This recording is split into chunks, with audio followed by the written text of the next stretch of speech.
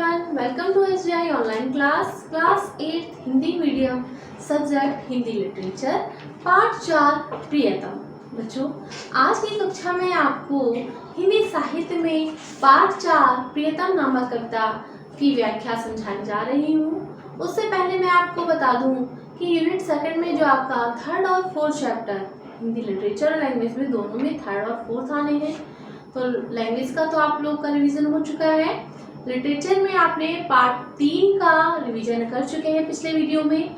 आज मैं आपको पार्ट 4 प्रियतम नामक जो आपकी कविता है, जो सूर्यकांत त्रिपाठी निराला जी द्वारा रचित है। तो बच्चों, इस कविता का जो मैं भाव बताऊंगी, जो व्याख्या बताऊंगी, उसको बहुत ही ध्यानपूर्वक आप समझेंगे, क्योंकि चैप्टर के अंदर से ही एक्सरसाइज और प्रश्नोत्तरों का आंसर मिलता है। ठीक है बच्चों, तो शुरू करने जा रही हूँ मैं पार्ट 4 प्रियतम।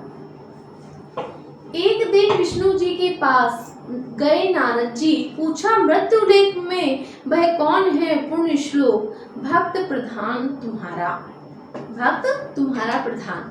तो एक दिन नारद जी क्या है, भगवान विष्णु जी के पास विष्णु लोग जाते हैं और उनसे क्या पूछते हैं कि हे प्रभु, मृत्यु लोक अर्थात पृथ्वी पर आपका वह प्रिय भक्त कौन है। विष्णु जी ने कहा, एक सज्जन किसान है प्राणों से प्रियतम। भगवान विष्णु जी ने नारद जी से क्या कहा कि एक किसान है, बहुत सज्जन, सज्जन का अर्थ है बहुत शालीनता वाला, बहुत ईमानदार है, वह मुझे प्राणों से भी प्रिय है। उसकी परीक्षा लूंगा। हंसे विष्णु सुनकर यह, कहा कि ले सकते हो। नारद जी चल दिए पहुंचे भक्त के यहाँ। तो उसकी परीक्षा लूंगा। नारद जी ने कहा विष्णु भगवान से कि मैं आपके भक्त की परीक्षा लूंगा। ऐसा सुनकर हंसे विष्णु सुनकर यह, ऐसा सुनकर भगवान विष्णु जी हंसने लगे। कहा कि हाँ ले सकते हो। भगवान विष्णु जी ने क्या कहा कि हाँ तुम उसकी परीक्षा ले सकते हो। नारद जी चल दिए पहुंचे भक्त के यहाँ। नारद जी विष्णु लोक से चले और भक्त के पास पहुंचे। देखा हल जोत कर आया वह दोपहर को। नारद जी ने क्या देखा कि दोपहर के समय वह किसान हल जोत करके आया। दरवाजे पर पहुंचकर राम जी का नाम लिया, और जैसे ही वह अपने घर के दरवाजे पर पहुंचा तो उसने भगवान श्री राम जी का नाम लिया। स्नान भोजन करके फिर चला गया काम पर। उसने स्नान किया, भोजन किया और वह पुनः अपने कार्य की ओर चला गया। शाम को आया दरवाजे पर, फिर नाम लिया, और जैसे ही शाम को वह दरवाजे पर अपने फिर आया, उसने फिर से भगवान राम का नाम लिया। प्रातः काल उठते समय एक बार फिर उसने मधुर नाम स्मरण किया। और नारद जी ने क्या देखा कि जब वह प्रातः काल जागे, मतलब सुबह उठे, तो एक बार पुनः उस किसान ने फिर से भगवान राम जी का नाम लिया। बस केवल 3 बार नारद चकरा गए। उस नारद जी क्या चकरा गए, नारद जी ने देखा कि दिन में सिर्फ ये 3 बार भगवान जी का स्मरण करता है। यह देखकर नारद जी चकरा गए, अर्थात आश्चर्यचकित हो गए। किंतु भगवान को यह किसान ही याद आया है, और क्या सोचने लगे कि देखो तो ये दिन में 3 बार भगवान का नाम लेता है, तब भी भगवान को यह किसान ही प्रिय है। गए विष्णु लोग बोले भगवान से। नारद जी विष्णु भगवान के पास गए और उनसे बोले, देखा किसान को दिन भर में 3 बार नाम उसने लिया है। क्या कहते हैं कि हे प्रभु, मैंने देखा आपके भक्त को कि उस किसान ने पूरे दिन में सिर्फ 3 बार ही आपका नाम लिया है। बोले विष्णु, नारद जी आवश्यक दूसरा यह काम आया है। नारद जी की बात सुनकर विष्णु भगवान ने तुरंत उससे क्या कहा कि विष्णु जी ने कहा, नारद एक बहुत आवश्यक कार्य आया है, तुम्हें छोड़कर कोई और कर नहीं सकता है। और उन्होंने ये भी कहा कि आपके सिवा, अर्थात नारद जी आपके सिवा इस काम को कोई और कर भी नहीं पाएगा। साधारण विषय यह बाद को विवाद होगा। विष्णु जी ने कहा, नारद ये जो साधारण विषय है, इस पर बाद में हम लोग की वार्तालाप होगी, तब तक यह आवश्यक कार्य पूर्ण कीजिए। भगवान विष्णु जी ने कहा कि फिर हम लोग बाद में इस विषय पर बात करेंगे, जब तक आप जो मैं ये काम दे रहा हूँ इसको पूरा कीजिए। तेल पूर्ण पात्र यह लेकर प्रदक्षिणा कर आइए भूमंडल की। विष्णु भगवान जी ने नारद जी को एक तेल से भरा पात्र दिया और कहा कि इसको लेकर के प्रदक्षिणा मतलब परिक्रमा कि भूमंडल माने पृथ्वी की, पूरी पृथ्वी की परिक्रमा करके आइए। ध्यान रहे सा विशेष एक बूंद भी इससे तेल की ना गिरने पाए। और उन्होंने कहा नारद जी से कि नारद ध्यान रहे कि जो ये तेल पूर्ण पात्र मैं आपको दे रहा हूँ इससे एक भी बूंद धरती पर गिरनी नहीं चाहिए। लेकर चले नारद जी आज्ञा पर व्रत लक्ष्य, एक बूंद तेल उस पात्र से गिरे नहीं। भगवान की आज्ञा मानकर वो योगी राज मतलब नारद जी उस तेल पूर्ण पात्र लेकर के चले और यह ध्यान में रखे रहे कि उस पात्र से एक बूंद जमीन पर गिरनी नहीं चाहिए।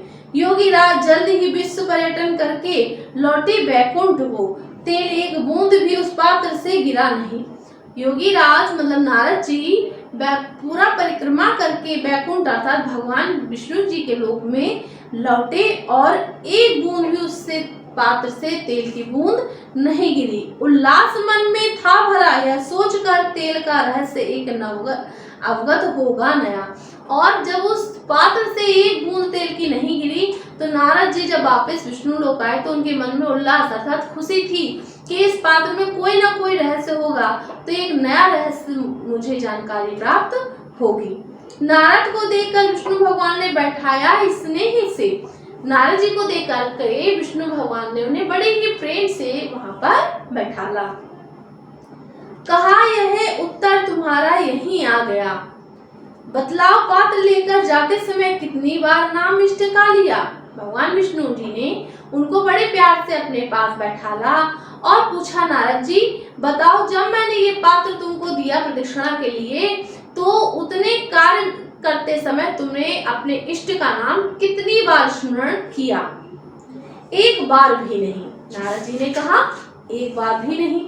संकित हृदय से कहा नारद ने विष्णु से काम तुम्हारा ही तो था, ध्यान उसी में लगा रहा, नाम फिर क्या लेता। और नारद जी ने कहा संकित हृदय से मतलब संकुचित मन से कहा कि प्रभु जो ये मैंने काम किया ये आपके ही द्वारा दिया हुआ था, मैं आपके ही काम में ध्यान लगाए रखा तो मैं आपका नाम स्मरण कैसे करता। विष्णु ने कहा नारद उस किसान का भी काम मेरा दिया हुआ है। भगवान विष्णु जी ने नारद जी से कहा कि हे नारद जो वह किसान है जो वो कार्य कर रहा है हल जोत रहा है वह भी मेरे द्वारा ही दिया गया कार्य है। तब भी उत्तरदायित्व कई लादे है, एक साथ सबको निभाता और काम करता, नाम भी वह लेता है। भगवान विष्णु जी ने नारद जी को क्या समझा रहे हैं कि वह जो कार्य कर रहा है वह भी मेरे द्वारा दिया हुआ है, सारे उत्तरदायित्व को वह अपने ऊपर लादे हुए सभी को एक साथ निभाता है, काम करता है, फिर भी वह उस काम करने के समय में 3 बार मेरा नाम स्मरण करता जरूर था। भगवान का स्मरण करता है, चाहे वह 1 बार करे 2 बार करे या 3 बार करे। इसी से है प्रियतम। नारद लज्जित हुए कहा यह सत्य है। और भगवान विष्णु जी ने कहा कि मेरा ही द्वारा दिया गया कार्य वह करता है और उसी कार्य करने के समय में भी मेरा स्मरण करता है, इसलिए वह भक्त मुझे प्रिय है। नारद जी ने भगवान विष्णु जी की बात को सुनकर लज्जित हुए और कहा कि हाँ प्रभु मैं आपका कथन सत्य है। तो बच्चों इस कविता में सूर्यकांत त्रिपाठी निराला जी ने बहुत ही अच्छी तरीके से वर्णन किया है कि भगवान भक्त के प्रेम के भूखे होते हैं और उससे ही उनका प्रिय होना सही है। तो इसके साथ बच्चों इस पाठ की कविता पूर्ण होती है, इसकी व्याख्या पूर्ण होती है। इसके जो प्रश्न उत्तर हैं और जो एक्सरसाइज है ये आप अपनी जो अभ्यास पुस्तिका है आपकी जो आपकी नोटबुक है उससे आप स्मरण करेंगे। इसके क्वेश्चन आंसर, वर्ड मीनिंग, व्याख्या और एक्सरसाइज ये सभी कुछ आपको तैयार करना है। आशा करती हूँ बच्चों कि इस चैप्टर की जो व्याख्या है आपको बहुत अच्छे से समझ में आ गई होगी। और व्याख्या लिखने में सबसे पहले आप संकेत लिखते हैं, फिर संदर्भ लिखते हैं, इसके बाद प्रसंग और फिर व्याख्या। तो बच्चों आज के लिए इतना ही काफी है। आपका दिन मंगलमय हो।